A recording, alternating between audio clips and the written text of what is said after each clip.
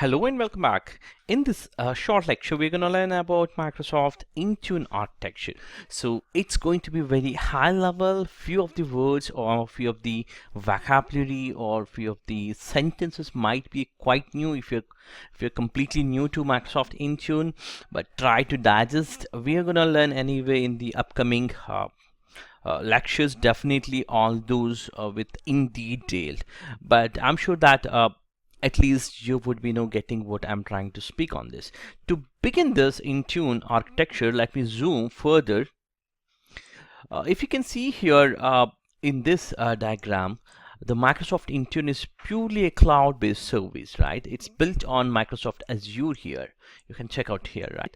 And it's just not the mobile devices. You also have your on-premises, and this complete diagram represents iOS devices, or it could be Mac, or it could be Android devices. In fact, here and here, I also the console which is coming up from web-based console. So Microsoft Intune, wherever you're trying to do actions or you're going to perform the actions as an administrator of Intune, going to be a web console.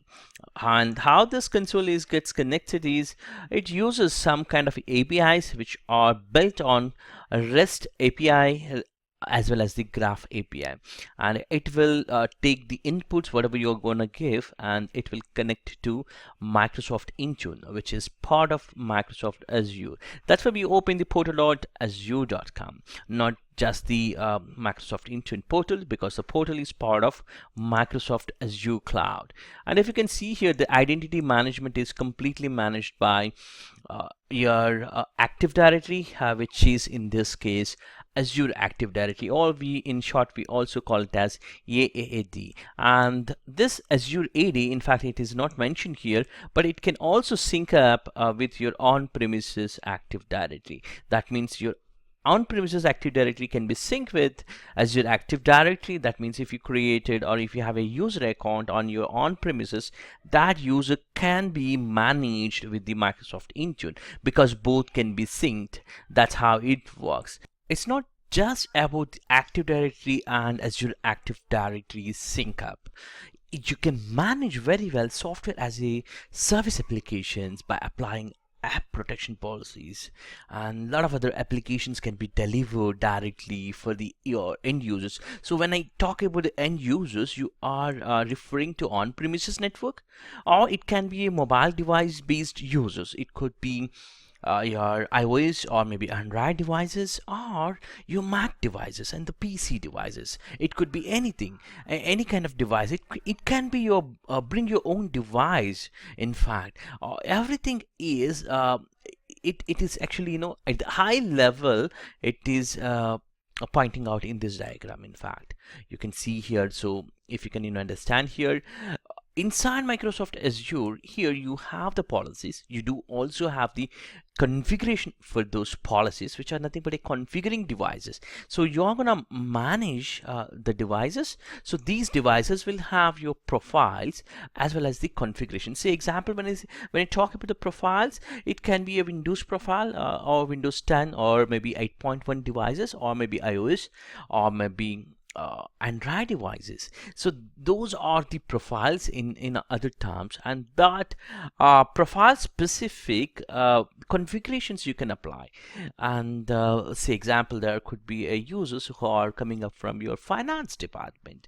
So you can create their specific profile and apply your configuration policies specific to their department wise. Similarly, you also have, once you have the applications are delivered, you can push the applications very similar to SCCM, but when it comes to SCCM, you are actually pushing the applications over the cloud.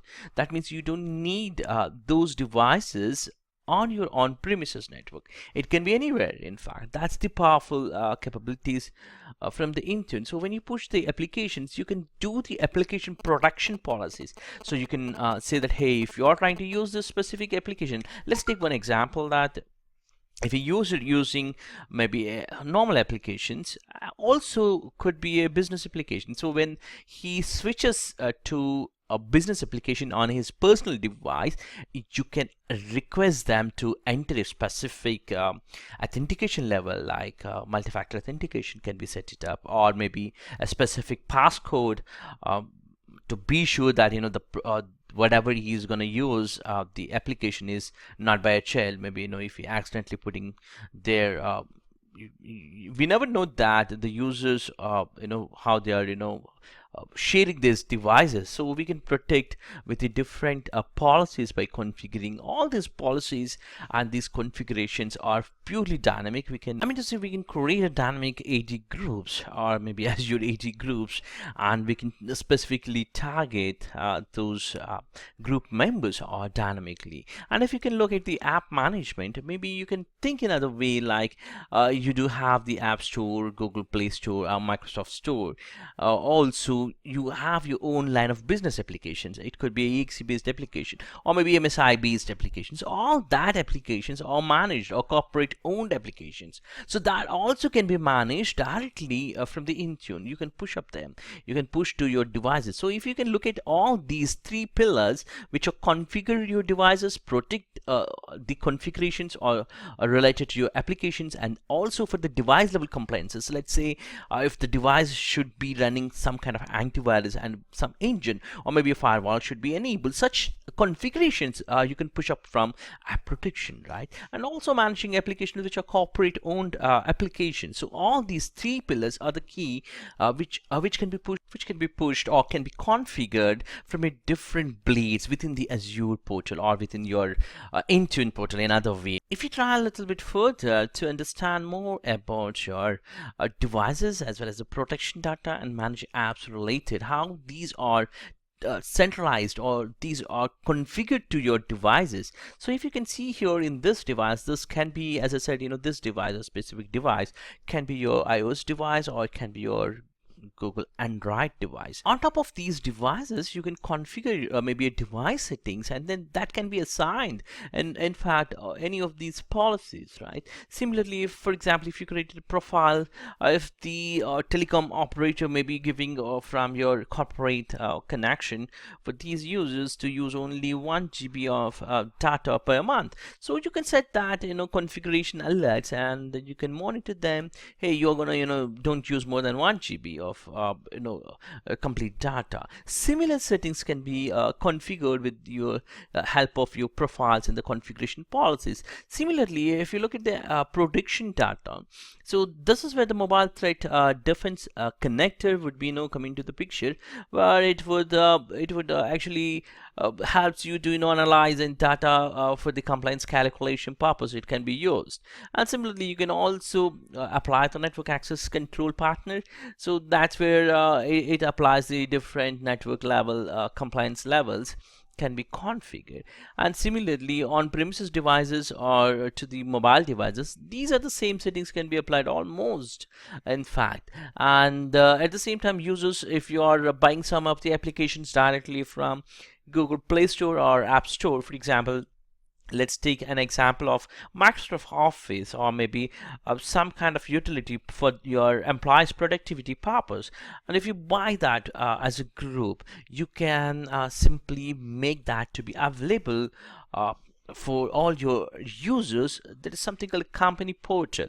So there's an app that needs to be installed on these devices. Once it is installed, it gets enrolled, in fact. So there's a step that you need to install that app, and then you need to enroll the devices. While installing and configuring, it's gonna enroll your devices, the end users devices, based on the category of the business units, and then the applications they can see directly from the app stores, or maybe Google Play Store, or from the Microsoft Store. So that's called feature apps. So feature apps are you are making the users readily available those applications.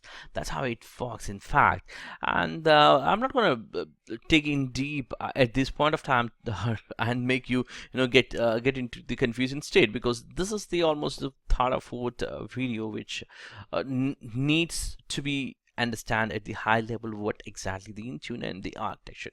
That's what I'm trying to do it. Okay, and you understood now all these parts or all the blocks of this architecture. So very simple. You'll have a web portal from where you're going to administrate, you're doing the administration job, and then all the things are fully tested and configured, readily available for you in Microsoft Intune portal. All you have to do is simply follow the steps and configure accordingly. But the testing part is a critical, where one organization to another organization standards, it might differ all the time. So we need to take whatever the best policies are available, whatever the best policies can be configured for our environment, and also at the same time we have to take the approvals whatever we are getting from security team as well as the business team, and we follow that strictly. That's all about the Intune architecture. Before we really end up this video, let's summarize in the business words what exactly this Microsoft Intune architecture. So if you can look at the Microsoft Intune is a component of EMS. EMS stands for Microsoft Enterprise Mobility, which we talked about in this website, which is the link. And in this link, if you can see, these are the whole set of products. Out of that, Intune is one of the product.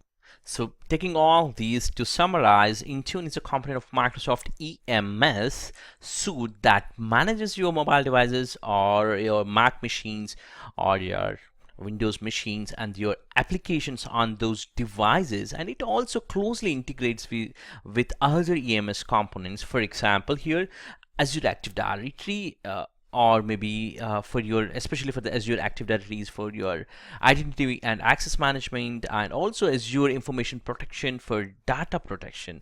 So this way, it's not just for the your corporate owned applications, it also fully tightly integrated with Office 365 product suite, and then it is actually enforcing your or it in fact the enabling your workforce to be more productive on their either personal devices or maybe corporate owned devices, and at the same time it is not getting compromised with your organization's data. So that means it is actually keeping your organization information fully protected. That's all about Microsoft Intune, a high level architecture.